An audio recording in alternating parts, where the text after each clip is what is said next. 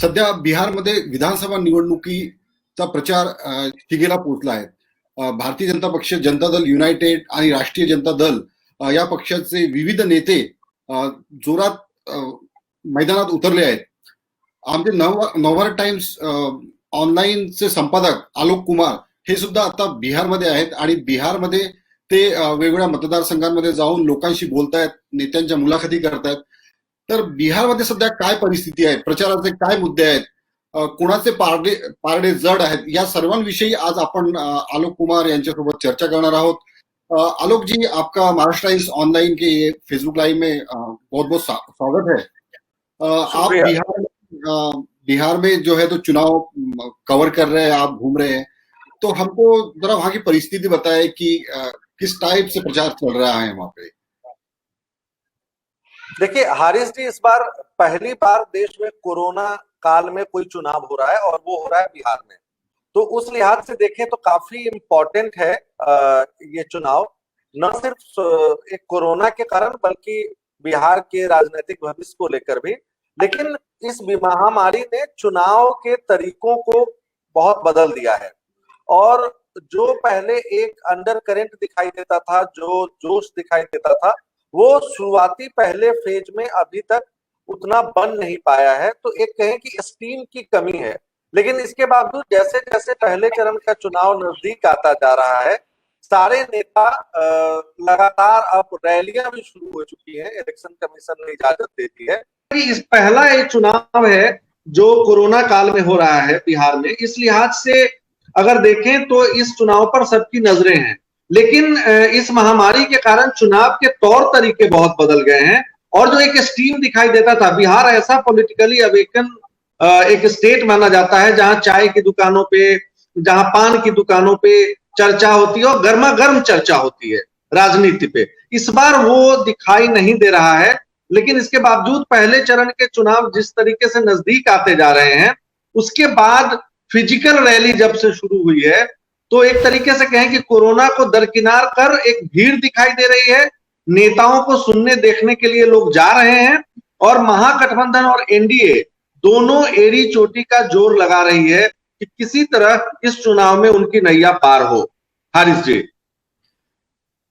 आलोक, नीतीश कुमार पिछले 15 सालों से वहां पर सत्ता में है और उनकी लोकप्रियता जो है तो काफी ज्यादा है बिहार में.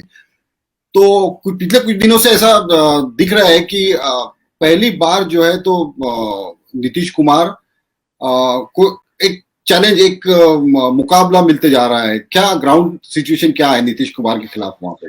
हारिस जी, ग्राउंड पे सिचुएशन ये है, एक बहुत अलग तरीके का यहाँ पे वो देखने को मिल रहा है. नीतीश कुमार के खिलाफ ये एक एंटी इनकम्बेंसी दिखाई दे रही है जो शुरू में नहीं थी. ये जो यहाँ कहते हैं ना, रातों रात हवा बदल जाती है. जब चुनाव प्रोग्राम या इलेक्शन कमीशन ने अनाउंस किया था, तब तक ये माना जा रहा था कि एनडीए की राह बेहद आसान है. लेकिन जैसे ही चुनाव की घोषणा हुई और चिराग पासवान ने अपना एक जो ट्रिक है वो आजमाया, वो अलग राह पे चले, उसने कहीं ना कहीं हवा दी. जो नीतीश के खिलाफ एक एंटी इनकम्बेंसी थी वो मुखर हुआ, क्योंकि जो ये मुखर लोग हैं वो कम तो हैं लेकिन बहुत निर्णायक भूमिका निभा सकते हैं बिहार के चुनाव में. क्योंकि उनकी जो वोट परसेंटेज है, अगर वो देखें तो 30% वोट लालू यादव की पार्टी हमेशा पाती रही है, चाहे वो भले हारती रही हो पिछले 3 चुनावों से. अब अगर इस तरफ देखें तो एनडीए को 38%, 40% वोट मिलते रहे हैं. अगर उसमें जो मुखर तबका है, जो नीतीश के खिलाफ जिसने बोलना शुरू किया है, वो लगभग 16% है. अगर उसका आधा जैसा दिखाई दे रहा है, मैं देख पा रहा हूं, मैंने कई इलाकों का दौरा किया, पटना से लेकर मुजफ्फरपुर, बेगूसराय, तो अगर उसमें कुछ भी इस फ्लोटिंग वोट जो है वो चिराग की तरफ जाता है या कहीं और जाता है, तो एनडीए को मुश्किल हो सकती है. लेकिन एक जो मजेदार स्थिति है वो ये है कि ये लड़ाई ग्राउंड में बीजेपी और जेडीयू के बीच भी है, क्योंकि भाजपा के कार्यकर्ता जो 15 वर्षों से मेहनत कर रहे हैं, बल्कि 1996 से समता पार्टी के समय से नीतीश के साथ हैं, उनको लगता है कि बिहार में उनकी पार्टी का वर्चस्व होना चाहिए ये जो बिग ब्रदर की भूमिका में नीतीश कुमार हैं, ये ठीक नहीं है। और इसलिए जमीनी स्तर के भाजपा कार्यकर्ता नीतीश कुमार के खिलाफ काम कर रहे हैं। ये नहीं कह सकता दावे के साथ कि सारे कार्यकर्ता ऐसा कर रहे हैं, लेकिन उन सीटों पर जहां जेडीयू के उम्मीदवार हैं, वहां जेडीयू को दिक्कत हो सकती है और शायद भाजपा का जो मशीनरी है वो उतनी शिद्दत से उनके लिए वहां काम न करे। ये एक बड़ा खतरा है जेडीयू के लिए। तो ये जो आपने आलोक बात बताई है, तो इससे मुझे याद आ रहा है कि 2019 में जब महाराष्ट्र में चुनाव हुए थे, तो भले ही शिवसेना और बीजेपी साथ में चुनाव लड़े हो, लेकिन वहां पर भी बीजेपी ने कई जगह पे शिवसेना के खिलाफ और शिवसेना ने बीजेपी के खिलाफ चुनाव लड़ा था, जिसका परिणाम यह हुआ कि जब सत्ता बनाने का समय आया तो वो दोनों अलग अलग हुए। तो क्या इस टाइप की सिचुएशन बिहार में भी पैदा हो सकती है? बीजेपी और जेडीयू के बीच की ये जो दरार है, ये इलेक्शन रिजल्ट के बाद खुलेआम हो सकती है, ओपन हो सकती है? देखिए हरीश जी, पलटू राम तो तेजस्वी यादव कहते हैं, उन्होंने निकनेम रखा है नीतीश कुमार का कि कैसे वो पलटते हैं। जहां तक भारतीय जनता पार्टी की बात है, मुझे लगता है कि भले ही सीटें घट जाएं नीतीश कुमार की, लेकिन वो मुख्यमंत्री उनको बनाएंगे। जो पार्टी के अंदरूनी नेता हैं भाजपा के, जिनसे हमारी बातचीत होती है, उनका ये कहना है कि अगर सीटें बहुत घटी जेडीयू की, सीएम जरूर बनेंगे नीतीश कुमार। शायद आपको 6 महीने बाद या साल भर बाद कुछ खटपट दिखाई दे। रही बात जेडीयू की, तो आज जो आपने बात कही वही बात चिराग पासवान ने एक ट्वीट करके आज कहा है कि नीतीश कुमार, उन्होंने दावा किया है कि भाजपा के कंधों पर ये चुनाव लड़ेंगे और चुनाव नतीजे आने के बाद वो लालू की गोद में बैठ जाएंगे। अब ये नेताओं का आपसी विमर्श है, इसमें ना हम कुछ कह रहे हैं ना आप कुछ कह रहे हैं, लेकिन कहानी जनता को पता चल रही है। नहीं, ये तो एक बात तो ऐसी है कि जो नेताओं का भी अगर विमर्श रहा तो भी उसमें से हिंट तो आपको मिल जाती है कि आगे क्या होने वाला है। मेरा जो अनुभव कहता है, नीतीश कुमार का आखिरी चुनाव है, नो डाउट। भले वो ऑन रिकॉर्ड उन्होंने ना कहा हो, लेकिन उम्र के हिसाब से देखें, परिस्थितियों के हिसाब से भी देखें, तो नीतीश कुमार का ये आखिरी चुनाव है। अब नीतीश को ऐसा कोई नेता जैसे मायावती है या मुलायम जो एक ही व्यक्ति के इर्द गिर्द घूमता रहा हो, उस पार्टी का नेता क्या करेगा?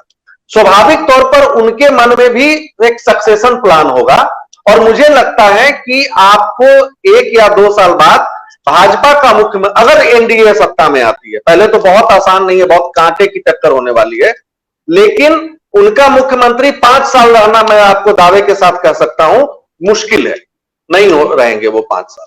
आपने जो कहा कि पिछले विगत 15 सालों से नीतीश कुमार वहां पे सत्ता में है और उनका सक्सेशन प्लान भी उनका नहीं है। वैसे नीतीश का बेटा भी कोई राजनीति में वैसे एक्टिव नहीं है, लेकिन आज जो हम जमीन पर देख रहे हैं बिहार के, तो तेजस्वी यादव, उनकी रैलियां, उनके भाई जो है तेजस्वी यादव की उनकी रैलियां, उसके बाद कन्हैया कुमार, उसके बाद रामविलास पासवान के लड़के चिराग पासवान, तो एक नई जो जनरेशन चुनाव प्रचार में है, नेता के रूप में है, तो इनका रोल कितना है? बिहार के युवाओं से कैसा प्रतिसाद मिल रहा है इन लोगों को? और खास बात कि तेजस्वी के रैलियों को में जो भीड़ इकट्ठा हो रही है पिछले 1-2 हफ्तों से, तो उस पर जरा थोड़ा प्रकाश डालिए। हरीश जी, भाजपा भले ही तेजस्वी को नौवीं फेल कहती हो और ये बताती हो कि वो युवाओं के आदर्श नहीं हो सकते, लेकिन जो तुरूप का पत्ता फेंका है तेजस्वी यादव ने इस चुनाव में, वो पूरी तरह इसी मुद्दे पर चुनाव लड़ रहे हैं कि अगर वो सत्ता में आते हैं तो कैबिनेट की पहली बैठक में 10 लाख वैकेंसी वो निकालेंगे। आप सोचिए कि बिहार में 65 लाख ऐसे वोटर हैं जो इस बार पहली बार वोट करने जाएंगे। मतलब उन्होंने 18 की दहलीज पार की है और वो सरकारी नौकरियों में आवेदन करने के लायक हो चुके हैं। आप सोचिए, वो जो भीड़ आप देख रहे हैं, कहीं ना कहीं यूथ को मोबिलाइज करने में तेजस्वी यादव सक्सेसफुल हो रहे हैं। ये मैं कह सकता हूं, जो भीड़ में हमारी बातचीत होती है उसमें रोजगार एक बहुत बड़ा मुद्दा उभर कर सामने आया है और सारे लोग बिना लाग लपेट ये कह रहे हैं कि नीतीश कुमार ने पहले टर्म में, दूसरे टर्म में बहुत अच्छा काम किया। यहाँ की सड़कें बिल्कुल बढ़िया हो गई हैं, जैसे एक जमाने में कहा जाता था, तंज कसते थे कि हेमा मालिनी के गाल जैसी हो गई हैं। तो वो वाकई सड़कें बहुत अच्छी हैं, बिजली बहुत गांव गांव तक बिजली पहुंची है। लेकिन जो सबसे बड़ा मुद्दा है 18 से 30, 40, 35 साल के युवकों का, वो है नौजवानों का रोजगार। और वहां कहीं ना कहीं एक फेलियर बुरी तरह से नीतीश कुमार का हमारे सामने है। इसको इनकैश कर रहे थे तेजस्वी यादव। उस लिहाज से आप कहें तो युवाओं में एक उम्मीद जगी है। हालांकि भाजपा उसको काउंटर कर रही है कि ये पैसे कहां से आएंगे, क्योंकि 58,000 करोड़ रुपए का अतिरिक्त बजट देना होगा अगर 10 लाख नई नौकरियां निकालते हैं। तेजस्वी अपने भाषण में कह रहे हैं ये पैसा आएगा, क्योंकि नीतीश सरकार तो हर साल बजट का 80,000 करोड़ रुपए खर्च ही नहीं कर पाती, वो सरेंडर होता है। तो बहुत जबरदस्त एक इस मुद्दे पर, रोजगार के मुद्दे पर एक डिस्कोर्स चल रहा है। और मुझे लगता है कि युवा उसको देख रहा है। वो जिसको उसको लगेगा कि हमारी नौकरी हो सकती है, स्वभावतः आप समझ सकते हैं कि ट्रेंड क्या होगा वोटिंग के दिन। आप जहां जहां भी रैलियां अटेंड कर रहे हो, तो एक मुद्दा तो उसमें एक है कि सुशांत सिंह राजपूत के सुसाइड का, आत्महत्या का मुद्दा जो इलेक्शन के पहले काफी बड़ा मुद्दा हो गया था। तो क्या ये वाकई ये चर्चा का मुद्दा है, प्रचार का मुद्दा है? और दूसरा एक सवाल कि माइग्रेंट्स, जो लाखों माइग्रेंट्स मुंबई से आए हैं, दिल्ली से आए हैं बिहार में, और अभी तो रिवर्स भी शुरू हो गई, अभी बिहार से भी जा रहे हो, तो वो उनकी क्या भूमिका रहेगी? हरीश जी, दूसरे सवाल का जवाब मैं पहले देता हूं। लगभग 40 लाख ऐसे लोग बाहर गए हुए लोग हैं बिहार से जो लौटे हैं कोरोना से पहले। 40 लाख बड़ी संख्या होती है। एक विधानसभा क्षेत्र में 12 से 15,000 वोट फैसले बदल देते हैं। हाँ, नीतीश कुमार ने उन 40 लाख लोगों के अकाउंट में 1-1 हजार रुपए जरूर भेज दिए थे पहले। और उनका यह दावा है कि आने के बाद भी जो व्यवस्था कराई उन्होंने, हर व्यक्ति पे 5,000 रुपए आइसोलेशन सेंटर पे खर्च हुए। लेकिन वो जो अपना रोजगार छोड़कर यहां वापस आया है, वो ये देखेगा कि यहां क्या उसके लिए कोई भविष्य है। अब ये दावा कर रहे हैं, अपील कर रहे हैं नीतीश कुमार कि आप लौटकर मत जाइए। उसके साथ साथ हम आपको, अगर अभी ग्राउंड पे होते तो शायद आज भी देख सकते हैं, बसें भर भर के जा रही हैं, लोग लौटना शुरू हो चुके हैं।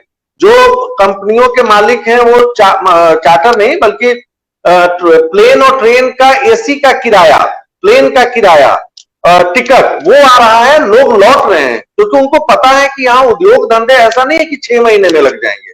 अगर कोई ब्लूप्रिंट भी होगा तो उसे लागू करने में काफी समय लगता है। तो ये सोचकर वो वोट करेंगे। और यहां भी नीतीश कुमार के पक्ष में ये बात नहीं जाती है। ये सोचने वाली बात है। जो आपका पहला सवाल था सुशांत सिंह राजपूत वाला, तो ये बिहारी प्राइड और बिहारी अस्मिता की बात नीतीश कुमार आज से नहीं, 2008-9 में जब एक मुंबई के बस में इनकाउंटर हुआ था, आपको याद होगा, उसका क्या उस लड़के का नाम था मुझे अभी ध्यान नहीं है, वो तब से इस चीज को लेकर मुखर रहे हैं। तो वो देखने वाली बात होगी, बिहारी अस्मिता वाली बात कि वो। लेकिन मैंने जो गौर किया है, ग्राउंड जो आम वोटर है उसके मन में सुशांत कोई मुद्दा नहीं है, कोई मुद्दा नहीं है। सहरसा के इलाके में जहां से उसके चाचा, उनका पुश्तैनी घर, शायद 1-2 गांवों में असर हो, लेकिन बिहार में, पैन बिहार, कोई मुद्दा नहीं है। और महाराष्ट्र के जो पूर्व मुख्यमंत्री है देवेंद्र फडणवीस, जिनको वहां का प्रभारी बनाया गया है, तो वो भी वहां पे प्रचार में व्यस्त है। भले ही वो महाराष्ट्र में भी काफी राजनीति, बीजेपी की राजनीति में उथल पुथल मची हुई है, तो यहाँ पे भी व्यस्त है। तो क्या उनकी रैली आपने कभी अटेंड की, या फिर क्या कहेंगे आप, उनका रोल कुछ हो सकता है? हमारे साथियों ने मुंगेर में उनकी रैली अटेंड की है। तारापुर विधानसभा क्षेत्र है, वो भूपेंद्र यादव के साथ रैली करने आए। उस रैली में 1000 लोग थे, आगे की कुर्सियां खाली थी, बच्चों को बैठाया गया था, उनके चेहरे पे मोदी का मास्क लगा हुआ था। उससे 2 किलोमीटर दूर 2 घंटे बाद तेजस्वी यादव की सभा थी, जन सैलाब उमड़ा हुआ था, छतों पे लोग भरे हुए थे उनको सुनने के लिए, उनको देखने के लिए। तो आप समझ सकते हैं, ऐसा नहीं है कि देवेंद्र फडणवीस छोटे नेता हैं। बिहार में भी सभी लोगों को पता है कि वो मुख्यमंत्री हैं, और यहाँ पूरे प्रचार की जिम्मेदारी उनकी है। वो एक तरीके से भाजपा के केंद्रीय नेतृत्व ने उनको नियुक्त किया है। लेकिन ये सिर्फ उनके साथ नहीं हो रहा है, ये नीतीश कुमार के साथ भी हो रहा है। भीड़ के मामले में क्राउड मैनेजमेंट कहिए या उसको आप कहिए जिस कारण से भी हो, लेकिन उस मामले में तेजस्वी भारी है। तेजस्वी यादव की सभाओं में ज्यादा भीड़ जुट रही है, ये हम देख पा रहे हैं। आलोक कुमार, बहुत बहुत धन्यवाद आपका। आप चुनाव प्रचार, चुनाव रैलीज कवर करने में काफी व्यस्त है, तो हम समय समय पे आपसे कांटेक्ट में रहेंगे और आपसे बातचीत ये जारी रखेंगे। महाराष्ट्र टाइम्स ऑनलाइन के रीडर्स को समय देने के लिए बहुत बहुत धन्यवाद आपका। महाराष्ट्र टाइम्सचं यूट्यूब चॅनल सबस्क्राईब करा आणि लेटेस्ट अपडेटसाठी बेल आयकॉनवर क्लिक करा।